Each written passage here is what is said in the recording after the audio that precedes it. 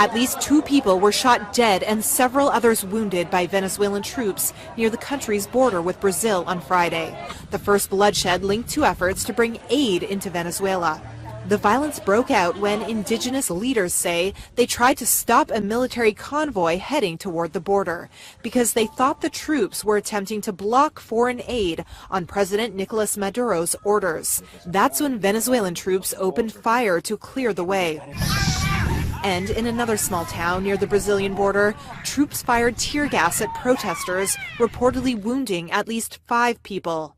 On Thursday, Maduro closed down Venezuela's southern border with Brazil. The guards informed us that nothing can pass, not vehicles, nobody walking, nothing.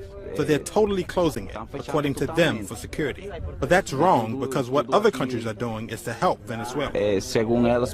Maduro, who denies there's a humanitarian crisis in Venezuela, is also threatening to close the Colombian border ahead of a Saturday deadline issued by self-proclaimed interim president and opposition leader Juan Guaido to bring the aid through.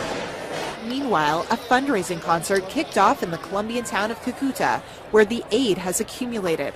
Guaido was one of thousands of people who showed up for Richard Branson's Live Aid-inspired event, featuring major Latin pop stars, held not only to raise money for Venezuela, but as a show of force to encourage the flow of aid.